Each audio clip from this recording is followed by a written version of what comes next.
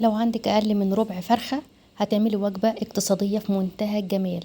أيوة اقتصادية. يعني بصي اللي معايا دلوقتي يعتبر نص صدر، يعني أقل من نص صدر، يعني ربع كيلو مثلا. ربع كيلو اعتبرها بقى فراخ أو بانيه أو صدور على وراك أي حاجة. هنعمل بقى وصفة فوق فوق الممتازة، حاجة كده اللهم بارك حلوة قوي. طبعا احنا داخلين على الشهر الفضيل شهر رمضان، كل سنة وحضراتكم طيبين. بجد هتعتمدوها على سفرة رمضان في العزومات وبتبقى شيك جدا وحلوة قوي قوي. او هتعتمدوها كوجبة غدا عادية، او في اي وقت، يعني حلوة قوي قوي. بصوا بقى هنعمل صينيه بقى مكرونه بالفراخ، عايزه اقول لكم فوق الوصف حاجه كده اللهم بارك. وهقول لك هتبقى مليانه ما شاء الله من جوه فراخ، مليانه حشوه، وهوريكم كمان. وعايزه اقول لكم كمان غير كده وكده، انا هقول لكم كمان طريقه حلوه قوي قوي قوي للبشاميل، ازاي يطلع معاكي جميل. وكمان اللي ما بيعرفش يظبط البشاميل هيظبطه. وهقول لكم على تكيه كده جديده في البشاميل اللي بتعملوها كده بسرعه كده، يعني في السريع في السريع، مش هتاخد معاك اي وقت، وهيطلع معاكي ناجح جدا جدا جدا وزي الكريمه بالظبط. بصوا بقى اللهم بارك، هي اصلا تنفع وجبه كده لوحدها مع شويه بطاطس محمره، شويه سلطه، حتتين مخلل كده، وهتاكلي بالف هنا وشفا. وجبه اقتصاديه في منتهى الجمال. وهي عملت كمان معايا نص كيلو من المكرونه، يعني الصينيه اللي انا عملتها ديت او ربع الفرخه دي، او ربع الصدر كمان، يعني الصدر كده اللي هو الصدر الواحد بتاخده منه ربعه كمان او نصه على حسب الصدر. ما شاء الله لا قوه الا بالله، يعمل معاكي غدوايه في منتهى الجمال، مش هتكلفك اي حاجه يعتبر. انت لو رحت اشتريتي فراخ من بره كتير مش هتلاحقي. تمام.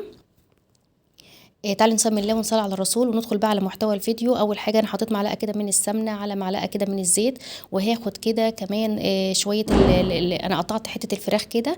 يعني ممكن تجيبي ربع كيلو بانيه وتقطعيه كده، وانا هقول لك ازاي ربع كيلو هيكفي. هي الطبق مكبره ومكبر الكميه، يعني عشان انا مقربه قوي من الكاميرا والكاميرا مكبره الكميه، لكن هي الكميه بسيطه جدا زي ما حضراتكم شايفين كده. وهقول لكم ازاي تكتروا الكميه وتبقى معاكم في منتهى الجمال، وتبقى كمان الحشوه كده مليانه وفي كل مكان من صينيه المكرونه. اول حاجه كده انا قطعتها كده حتت صغننه كده زي الشاورما كده زي ما انتم شايفين، وحطيت معلقه سمنه على معلقه زيت كده، وهبدا ان انا اشوح فيها الفراخ الاول. اول ما تغير لونها كده بنزل ببصلايه كبيره مبشوره ناعم، وكمان هقلبهم كده تقليبتين كده. اول ما الريحه تطلع كده وتندمج كده مع بعضها، حطيت قرن فلفل رومي كده مع حته كده من الشطه كده سبايسي كده تخلي طعمها في منتهى الجمال. وهديها كده تقليبتين كده، هفضل اقلب فيها لغاية ما احس ان هي شربت كده كل المادة الدهنية اللي فيها كده، او شربت اللي هي المية اللي هي نزلتها. احط بقى التوابل بتاعتي بقى، التوابل دي بقى اختياري زي ما انت عايزة، اي واحدة بتحب التوابل على ذوقها هي تحط. انا عامة يعني حطيت ملح وفلفل وكمون، وحطيت كده رشة من الجنزبيل البودر، بيليق جدا مع الفراخ. هوسع كده في النص كده، هحط كمان حتة سمنة صغننة خالص كده او شوية زيت، وحوالي دقيت حوالي 4 فصوص كده من التوم، بيدوا ريحة ونفس روعة لصينية المكرونة. سوا تعمليها بقى باللحمة سوا تعمليها بالفراخ، بجد بتبقى خطيرة خطيرة خطيرة. بتبقى ريحتها حلوة قوي في الفرن لما تحطي معاها كام فص توم كده مفرومين. الطريقة دي حلوة جدا جدا، اعتمديها بقى على سفرة رمضان. بجد سفرة رمضان ما تحلاش من غير صينية المكرونة البشاميل، او في العزومات، او زي ما قلتلك في غدا او في عشاء حتى، تبقى جميلة جدا. كمان كان معايا حبيتين كده من الطماطم، بشرتهم كده كويس جدا او ضربتهم في الكبة، ففي الكبة بتبقى خشنة شوية مش زي الخلاط. وهبدأ ان انا اضيفهم عليها كده، ممكن تقطعيها كده زي السلطة صغننة خالص وتضيفيها عليها برضو مفيش اي مشكلة، ايه براحتك زي ما انت عايزة. هبدأ بقى اجيبها كده واحورها كده من فوق لتحت كده لغاية ما احس ان الطماطم بدأت هي تتشرب كده من التتبيلة كده وسبكت تمام. هبدأ بقى اجيب كده السر بقى اللي بخلي صينية المكرونة ولا اروع بقى من كده. كان معايا كده شوية كده قد ربع حزمة صغننة كده من الكزبرة، ممكن كزبرة على شبت، وتقومي جاية حطهم كده بقى في الاخر خالص. الكلام ده بعد ما انا طفيت النار، هحورهم كده مع بعض واطفي النار وخلاص على كده. ديت طبعا اختياري. تعالوا بقى ما نشوف البشاميل اللي ما فيش اسهل منه. يعني لو بيفشل معاكي هقولك على طريقه في منتهى السهوله، ويعني واحسن مما تتخيلي، واحسن مره اكلتي فيها مكرونه بشاميل بعد الطريقه دي ان شاء الله.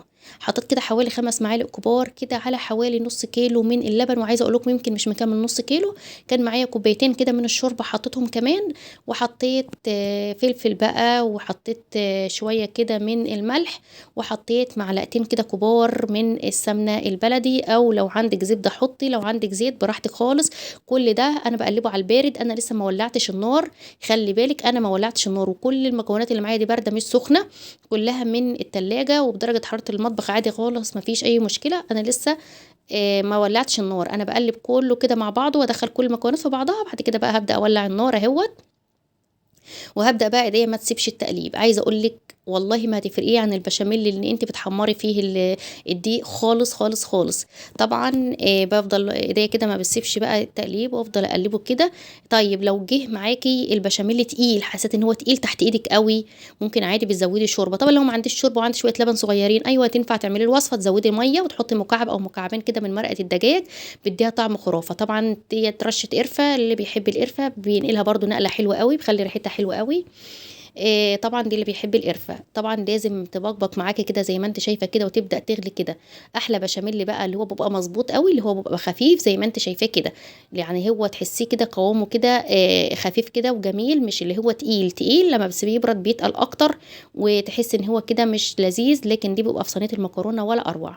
خلاص كده انا طفيت عليها، هبدا بقى ان انا اعمل المكرونه بالطريقه العاديه خالص. حطيت حله على النار، واحط فيها كده معلقه من الملح، واسيبها تغلي. وحطيت كيس مكرونه، دي كان 400 جرام، لو عايزه تجيبي نص كيلو اللي هي المكرونه الفرط، او تكملي نص كيلو مش هتفرق خالص في الوصفه. وهبدا ان انا اقلب فيها كده تستوي 3/4 سوا، مش سوا كامل يعني، 3/4 سوا كده. وهبدا بقى ان انا اجهز معايا، حطه كده في البايركس او اي صينيه عاديه. في القاع كده بحب احط شويه من البشاميل، واحط على المكرونه كده نص البشاميل، والنص التاني او اسيب ربعه كده او نصه بحطه على الوش. عايزه اقول لكم بقى صينيه المكرونه ديت اقسم بالله في الفرن ريحتها روعه. فعلا فعلا انا عايزه اقول لكم مش عايزه اي حاجه جنبها غير شويه سلطه بس، وايه لو بطاطسيه محمره. ما عندكيش بصايه تحمريها، هي بس كده كوجبه في منتهى الجمال.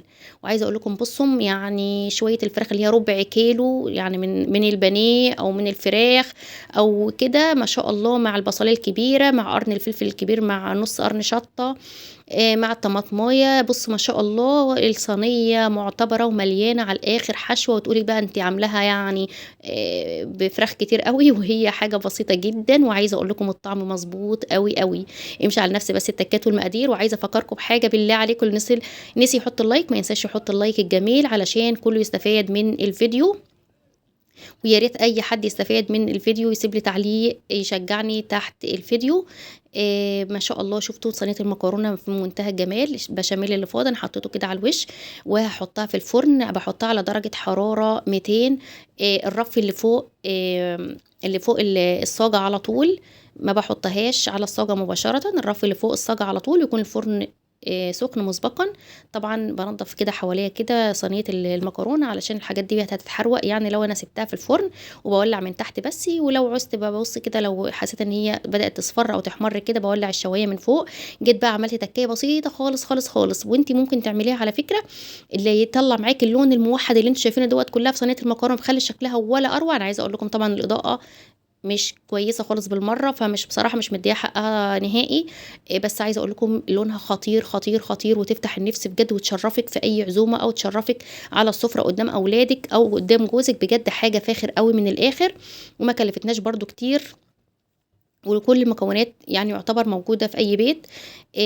عايزة أقولك حطيت حوالي يعني رشة كده جبنة موتزاريلا، يا دوب هي استوت، وقبل ما أفتح الشواية عليها من فوق رحت جاية حاطة كده رشة جبنة موتزاريلا أو أي جبن من اللي بتسيح ديت لو عندك، هي اللي بتديها اللون الخطير الموحد ده. حد يقول طب أنا ما عنديش جبنة موتزاريلا أعمل إيه وعايزة اللون يطلع موحد؟ لأن مستحيل إن هو اللون هيطلع موحد كله كده، بتحس إن في حتة مستوية وحتة لسه بيضة كده في صينية المكرونة. ممكن قبل ما تحط البشاميل يعني، وانت بتحطي البشاميل على الوش تعملي بيضايه كده في قلب البشاميل كده، او وبعدين تحطي البشاميل اللي هو اللي فوق وتحطيها في الفرن ديت قبل ما تستوي خالص، هتطلع برده معاكي اللون واحد. بس عايزه اقول لكم الجبنه مدياها شكل خطير خطير خطير، وبتغري طبعا الاولاد جدا جدا جدا. عندي اللي ما بياكلوش المكرونه بياكلوها بسبب الجبن دي. بصراحه مدياها شكل حلو قوي فخم كده.